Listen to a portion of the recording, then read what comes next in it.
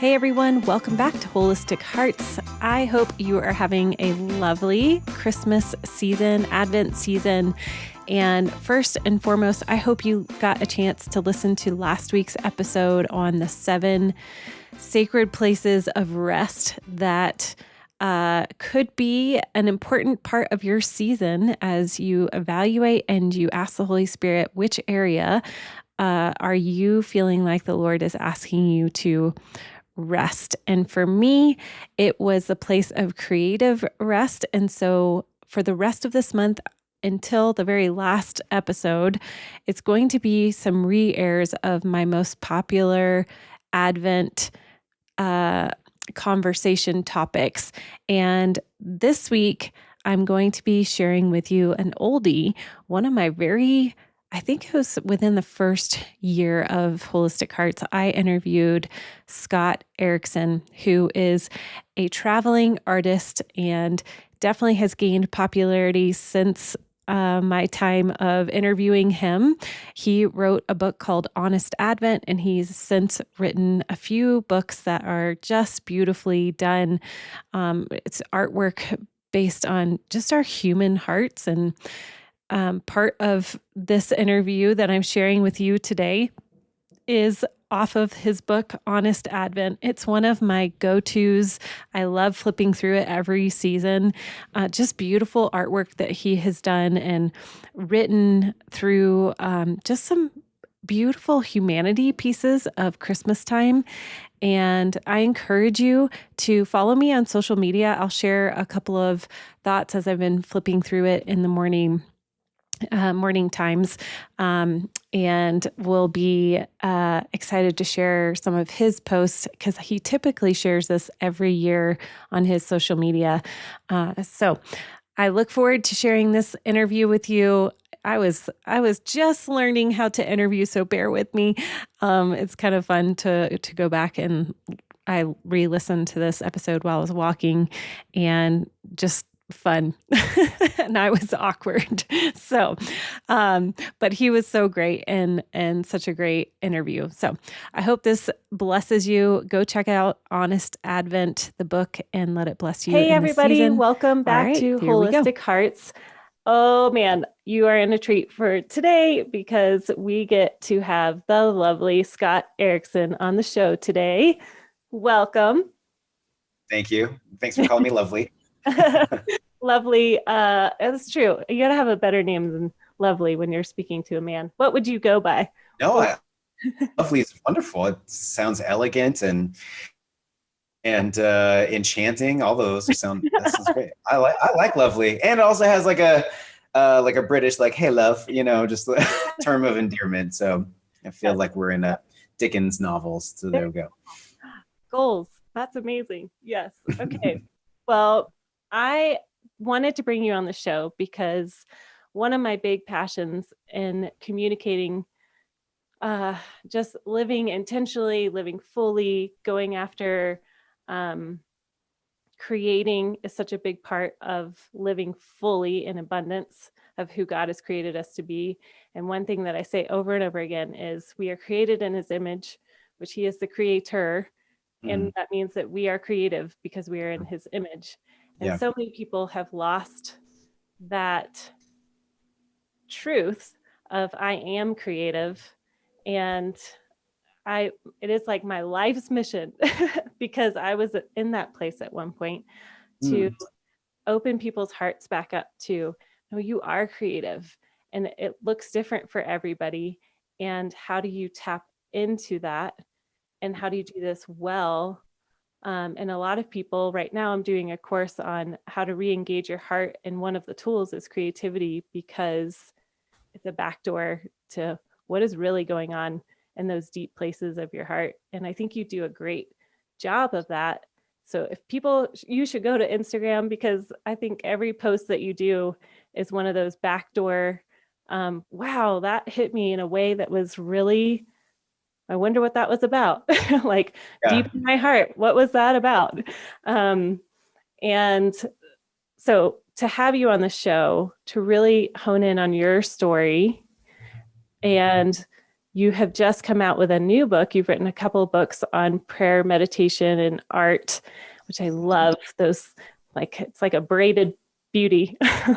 um, It's great. and this latest one, I'm so excited because I felt like last Christmas, I went into a season of what is this? There's got to be something more to Christmas Yeah. Yeah. than what we're experiencing. And you went right for it with this new book called Honest Advent. And Mhm. yeah, so I just talked way too much, but I'm so excited to have you on and would love to dive into your creative journey and why you wrote this Christmas book. And yeah, so go for it. Go Talk. for it. You want to start with the book or more my just creative journey, or where would you like? Actually, let's start with I'm curious of what made you transition into fully creating art as like your mission, because right now you go out on the road. Are you currently doing that with COVID too? No, no, I've looked into doing some things. It's too tricky to keep everybody safe, and it, uh, it doesn't. The finances don't work out. Like to rent a space and the low attendance, it just isn't. So I've just kind of shelved it for next year. Okay. Um, so I have maybe thought of some. I just got by somebody to do like maybe some like live Zoom shows and things like that. But honestly, I have this book coming out, and I have to finish a book by the end of the year. So I'm just kind of taking Mm, this time. Like I should do those things I got paid for by the publisher. I right. should finish those well. So that's what I'm going to focus on.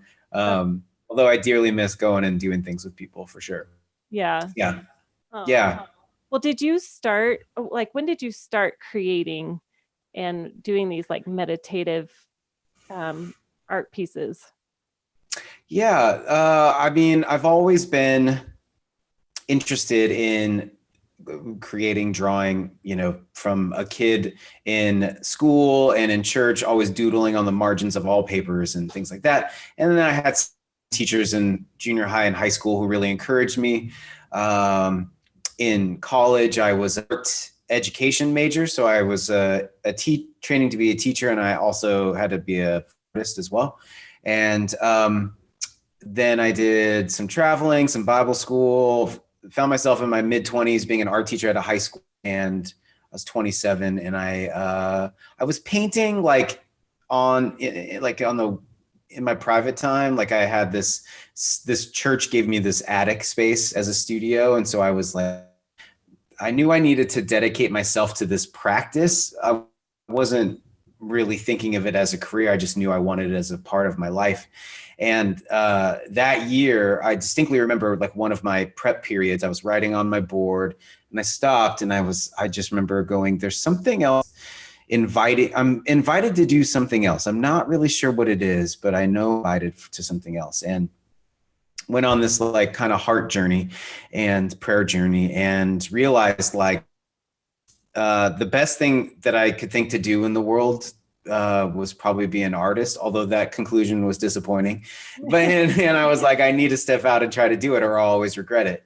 And so I quit that. I mean, I still waited tables on the side, as every true artist does, and did that for a while. And then eventually, just the dedication to the craft, things kept evolving. I also did a lot of performance stuff. So at the time, it was like painting during services at this church. Kind of, I would, I grew up Lutheran, so we never really talked about the Holy Spirit. He's like a bad doesn't come to holidays anymore, and like, but I felt the Spirit kind of lead me into this. I would images and translate that into paint medium and partner with the preacher and the worship leader and all this kind of stuff. And it's all being woven together, and that led to some interesting opportunities to do conferences. And then I became like a conference painter, and it just and then I had church as a painter and all of these things. So it has been this, like, I've been doing it for 14 years. So it's been this kind of keep evolving. But what I started to land on the last few years is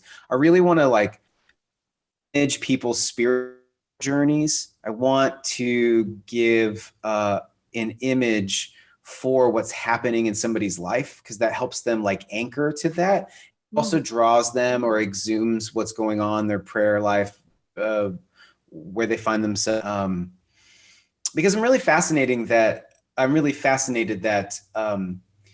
our words are rooted in imagery. So the words that we say are based on something we're seeing internally or externally, and ours are our symbol set to describe that to one another. And the thing is that our beliefs are anchored in words like our sacred text, but are also anchored in imagery. But we don't often think about that, because if you grew up Protestantism or whatever, you don't really have any kind of visual language. And so we're just a culture of word, and we become word police, and like two people could be describing something with different words, but the same thing. Yeah. So I found myself like in my own faith journey, in conversations with people would be like, I remember a family member who I guess was worried about they were like, do you think that Jesus is the way? And I was like, yes, but can you tell me what the way means? And they're like, what do you mean? And I'm like, well, is it a path? Is it a rhythm? Is it a dance? Is it a practice?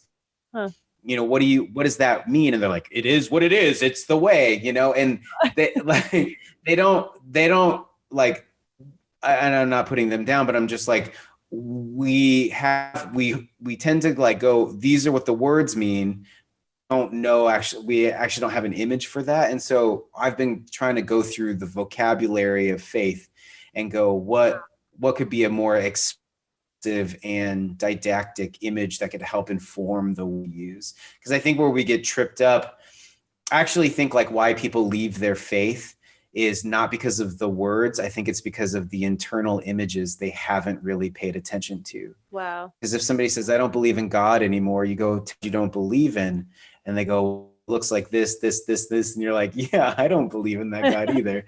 It's this bad image. Is like, of course, I don't believe in a God of an old man in the sky. It's like, who told you that? The Bible didn't. Art did, in Renaissance paintings, and Michelangelo. And so internal images have been impregnated in us and are informing the words we use. And so really to evolve and to transform and to be, you're doing like holistic faith, is to really look at the internal images we have. And I want to be an assistant to that, to give more interesting and expansive imagery to that, those words we use. So that's kind of like what I've been doing in developing a visual vocabulary for my spiritual journey, is how I would describe it. And then that now looks like, so if people ask me what I do, I'm like, I'm an artist. And then that sounds like a joke. And no, I actually am. And the way that I do that, the way I make a living is I'm a painter, illustrator. I'm an author, and I'm doing books, and I do performance art, these kind of immersive liturgical experiences that are weird and honest and look like real life, but have a spiritual bent to them, and invite people into the messiness of the realities we find ourselves in those conversations. So I love that. I love that. That was my life in like 5 minutes, I guess. That's pretty succinct. Well, okay. So here's my question, because a lot of my listeners are young parents, young moms or dads. Yeah. And diving into their own creativity, what would you say? How do you balance that out? Like, do you feel like that you have space, because you are a father? Yeah. Yeah. What's your family stats? I have 3 children, a 9, 8, and 2-year-old. Okay. So back to toddler. And even now we have a family of 5 staying with us. So yeah, talk about making space. I just was like, nobody can come into the studio. Do not open the door for the next hour. Just recording podcast. You set good boundaries, which is maybe a good rule. Look, being a parent is an exhaustive journey. When those kids finally go to bed, you are like, I'm tapped. I barely have anything left for the day. I find that as an adult and a Christian, that there's 2 things in every conversation I have with other adult Christians, which is, what is your Enneagram number? I'm a 4. And what show are you watching? You know, and I understand that default of just being like, I want to veg out. I want some time. I do think that, so when we talk about creativity, I think some of the roadblocks for people, a large portion of people go, well, I'm not an artist. Mm-hmm. And that's true in the of like what you think an artist is. Like you may not be a person who's dedicated to that. What I'm usually thinking when people say artist is like a painter in their studio making paintings for a gallery show. And that's a very specific definition. I'm an artist and I'm not even that. You know what I'm saying? I'm not doing gallery shows. That's one avenue of artistry. So we have to kind of push up against the cliche artist means. I would make it more broader and go, okay, there's certain kind of outlets and landing places for your art. I think where we even start first is, do you think that the practice of creativity is a transformative and growing and inviting, enlarging practice that you want to have in your life? Mm-hmm. And if so, how could you pay attention and allow yourself to have a rhythm, a practice, a dedication? I'm really an artist now in my mid 40s because in my 20s, I started to understand that like what I should do, no matter where I find myself, is that I should carve time to this inspiration. Mm-hmm. I remember when I left a job at a church and I took a job at World Vision, which is a great company, but I worked at the corporate office in Washington State, and not a really great corporate guy. It was the first time I ever worked in a corporate building. The life got sucked out of me. It didn't last very long. It lasted for like 9 months. It was great.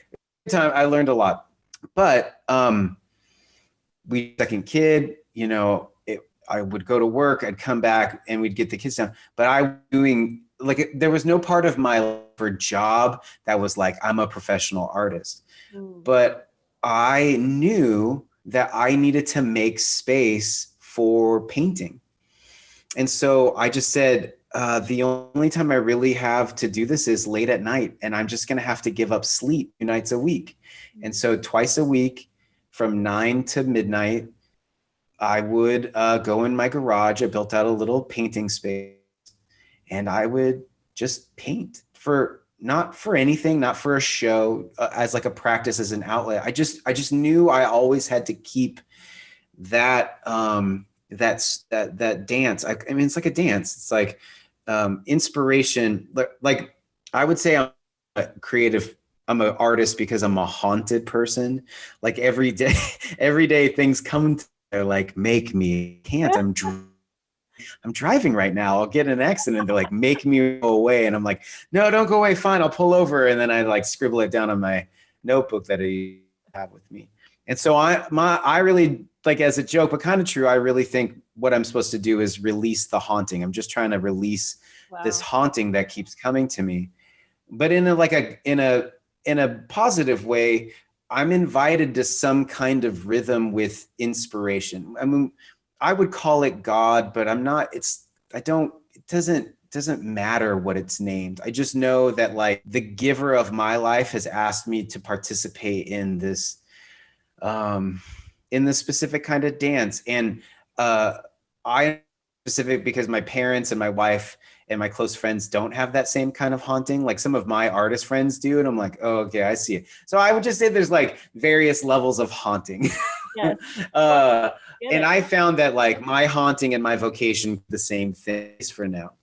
I would say for people who are like inclined to creativity, like my friend Lindsay, she's a therapist. She's a working therapist, meets with clients every day of the week, but she also gives time to painting.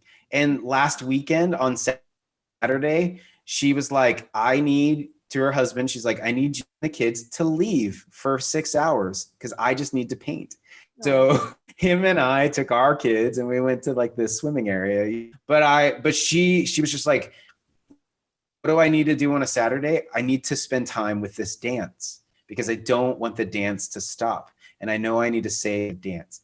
And so I think like when we start to talk about creativity, I think we could just maybe frame it and go, do you want to be invited to a dance? Is there a dance you want to do? How would you keep saying yes to this dance in your life?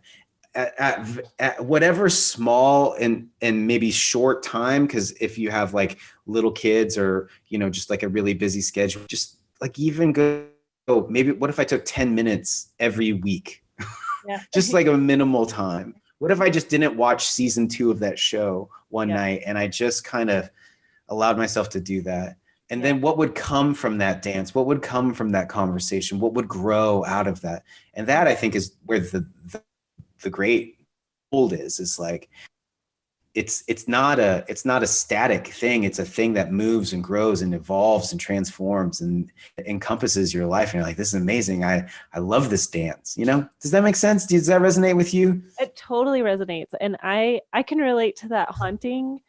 But I'm in the season of, since the beginning of the year, I've felt like the Lord released like this cork that was on this huge river, and now I'm like flying down the river with this immense amount of water overtaking my brain, and all sorts of creative ideas, and it's like boom boom boom boom boom, and feeling like I can't not create what's going on in my brain, or else it's like slipped away. But for so long, I think especially when I have a 13, 11, and then twins that are 9. And for so long, I feel about college, when I took my last art class and I wasn't as good as some of the like art majors who then it was like, oh, I'm not that great, so I'll just stop. Or I took English and was like, oh, I'm not really that great at English like they are. Like that comparison starts coming in. That dance was shut down because it was like, well, I'm not that good. But what's cool to see is to watch how Holy Spirit, God, from when I was very little, in the creative outlet, like singing songs and writing poetry and building my recorded cassettes of the radio and pretending like producer, like all those things you can see from the very beginning was this like invitation to be fully me. Like these little bits and pieces of, okay, well now I see why this was intriguing to me, and now I can actually watch it bloom. And so I love how you just described it's an invitation to come back into the dance, and so good. All right, so pivoting into your Christmas book, and for some that may not know, I don't know why you wouldn't know, but Scott's work is very like what he was saying, it's very simple and yet very to the point. Like, for instance, as I was flipping through the Honest Advent, which I cannot wait to like fully engage in this book during this season, there's one photo or one art piece that is of right after Mary has given birth, and she's holding Jesus in her arms, and she's sitting in her goopiness, is what you call it. And man, does that ever resonate deeply, especially for me as a woman who has given birth at home and experienced that, of like, that is so powerful, just to sit in that. So I guess I would love to hear, what would you hope that people would do with the Honest Advent book? Like, what's the transformation that you want them to experience? And for the reader. Well, I think in an earlier question, you're like, where did this come from? So 4 years ago, we found ourselves in a very similar situation. We were end of a very exhaustive and divisive election. Whether your party won or not, I think everybody at the end was like, that wasn't that fun. We were seeing these really awful images from Syria's civil war and this just like massive amount of destruction and displacement. We had the Zika virus, the Flint water crisis. There were multiple mass shootings that year.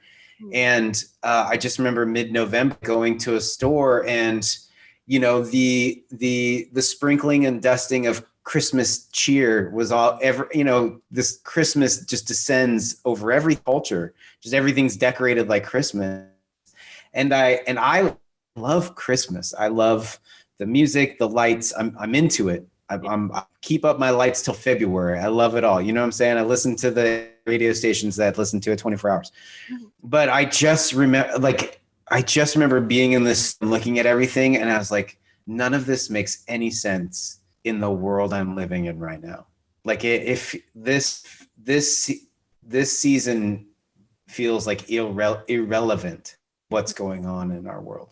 And not even just like the Santa narrative, because you know I'm down with Saint Nicholas and all that, but it does feel like a little bit too distracting. And I'm not so hardcore about put Christ for Christmas, because I'm like, Christ is already in Christmas. You can't say Christmas without Christ. So, but I am like, but like the Christian Christmas stuff, like these sanitized nativity scenes and these very sanitized imagery, I just was like, this story just doesn't feel like it's part of humanity at all. Wow. And my wife was third at the, and you know, and I know it's cliche if they're like, let's bring up a pregnant lady and have her talk about being pregnant, you know, that. But I in the book I say, look, I'm not a woman, but I'm married to one, and I have beared witness to 3 pregnancies and 3 births, and have seen that it is not an easy process. It is a very uncomfortable journey to bring about a life into a world. And because in my heart, I was like, Jesus, like, where are you in this? Where are you to be found? Because is Christmas a memorial service, or is it a birthday party? And if you ask any kid at church, they're like, it's Jesus's birthday. And you're like, great. Well, where is Jesus? Because a memorial service means it happened one time and we're like, that was so great. But a birthday party means it's still going on today. And I was like, is Christ still coming in our midst today? And how do we discover that? And how do we tap into that? And where I was led to, because I was witnessing my wife embodying this incarnational process, I was like, I'm going to look at the biology of it all, focus on this very like the weak and vulnerable aspects of humanity. And what really hit me was that God came to the world through human vulnerability. And if we want to connect with Christ in our midst now, we connect with Christ still through that same avenue, which is our human vulnerability. Wow. And so I started like creating illustrations that were not that were like, I would say, like not sanitized, but not like objectifying the female figure, because there's plenty of that, and we need to stop that. I did also want to be like, hey, you know, babies don't come out looking like, when you look at paintings of the nativity, granted, nobody wants a painting of like what babies actually look like when they come out. Scary painting, right? But so it's understandable that newborn Jesus looks like it's old. He's been cleaned. He can, you know, like, I get it, but like they give you this like squirmy alien thing that's all wrinkled and puffy and purple, and there's a lot of fluids and a lot of things, and I wanted to bear witness to that process. And I started making some of those things. And then when I did, I posted these Instagram, which was just like trying that stuff out. And I had like an overwhelming response from people, and especially women who were like, thank you for these images. And one of the things, and I write this in the intro of the book, is that what for me was just, for a number of different reasons. Well, like, let's say this, that female biology has been marginalized because of a lot of, like, we could say patriarchal forces. I mean, most art that's been made about the nativity scene has been made by men. So men are maybe less inclined to show a lot of like like goop. And then throughout kind of at least in some history of religion, there have been times when it's like your monthly period makes you unclean. You need to go outside. Even though that's the way your body is, there's nothing you've done wrong. It's just how it is.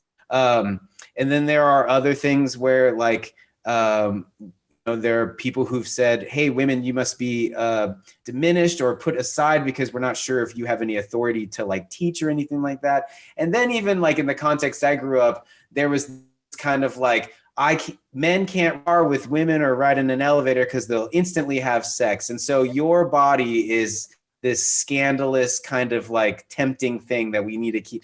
So there's been this like subtle and ongoing diminishing of female biology that I think needs to stop and be addressed.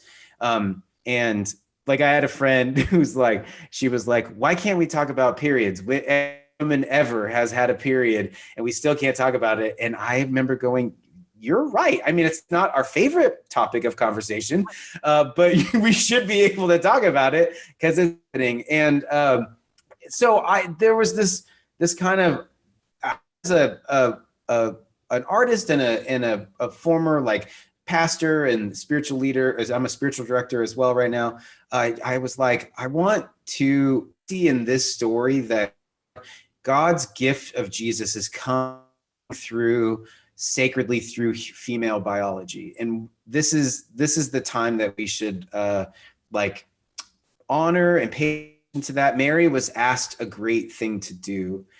And so we should give her that right for that. But also, just as like Jesus was embodied, so we are embodied. And we need to pay attention, not only for females to pay to their biology, but even like a man, like part of looking at Jesus's incarnation is paying attention to our own incarnation, our own embodiment, our own vulnerabilities. So we actually find a God who's not insulating itself from the human experience, but is fully participating in it.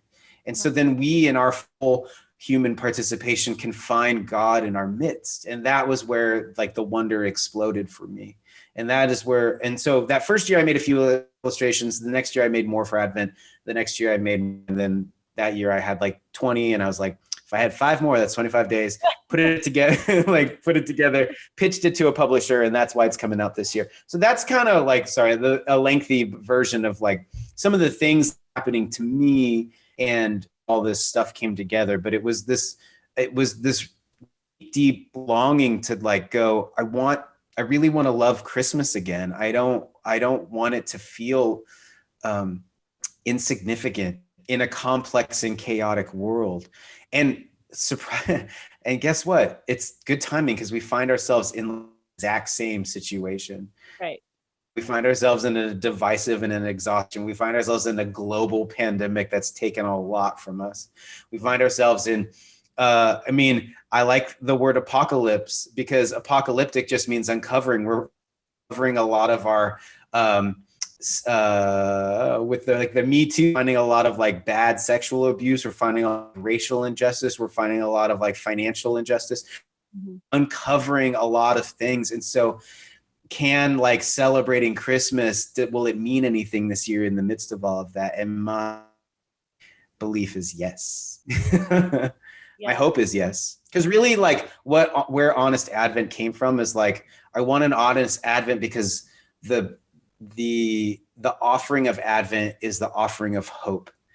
And to have an honest Advent is is longing for an honest hope, not a cheap hope, not a shallow hope, but a real honest hope that can deal with the complexities of the world we find ourselves in. Yeah. That's so good. If that doesn't make my listeners want to go and get a book this season, wow. Yeah, I cannot wait to dive real deep because I mean, even just reading just the little bit that I have, I was like, oh my gosh, my mind is blown. Can I read a little tiny section that was my Absolutely. Yeah. okay. Listen up, y'all. This is so good. Listen up, y'all. Revelation is a hard gift to receive. You must give up everything else to receive it. Like finding a treasure in a field and selling everything you have so you can get that treasure.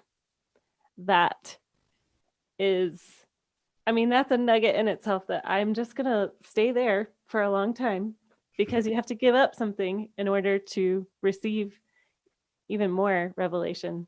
And Yeah.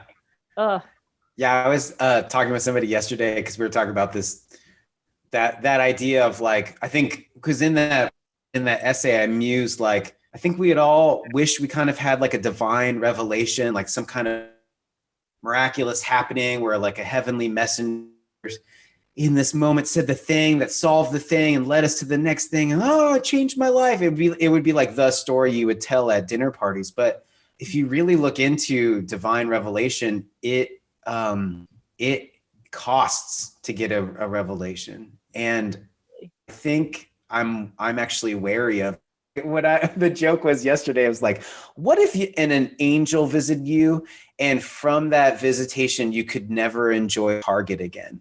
Like every time you went, I know like maybe Target's not everybody's favorite thing, but they work really hard to walk in and go, this isn't, I can buy this, I can get that. Wow, that's fun. That's a experience.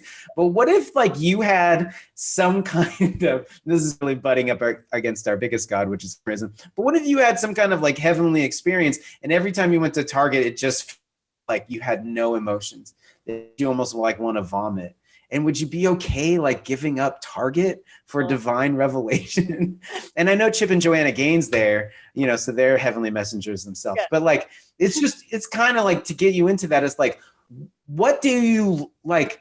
What Mary had to give up was like, hey, this is what my wedding's gonna be like. Mm-hmm. This is what my life with my husband's gonna be like. This is what we're gonna name our firstborn. This is what we're gonna be viewed as in our community as, and like all of that went away. Yeah. And all of that went away. But because she said yes, we still tell her story to today. Mm-hmm. And so it's like, I'm trying to be honest with like, I want a revelation, but I don't know if I want to give up all my best laid plans. Yeah. But maybe I kind of do. Maybe my best laid plans are worth giving up for an unknown adventure that I would be invited into. Yeah. And that's the meditation, Yeah. Oh, the cost is high for sure. Yeah. It's probably Target, but I don't know. I think for most people that would be hard. I giggled a lot yesterday from that. I just thought it was so funny. Just like if you walked into Target, you're just like, oh, I'm so sick now. Wish they ever visited me. It's a good story though to go with it. I love it. Well, thank you so much, Scott, for coming on and sharing your heart behind creativity and artists and your story. And again, you guys need to go check out Honest Advent, and it's on Amazon, I'm sure, and anywhere else that they can purchase it that you want to mention. Yeah. Amazon's great. Honestadvent.com is the website for it.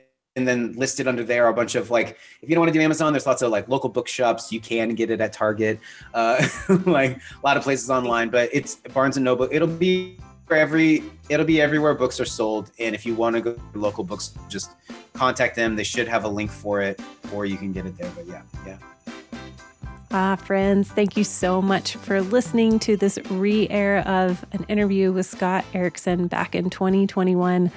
What a great experience to get to be able to talk to an incredibly heartfelt artist. And I love how he talked about the invitation into the dance, or the haunting, as he calls it. It speaks to my soul, especially in this creative rest, being intentional about creative rest time for myself.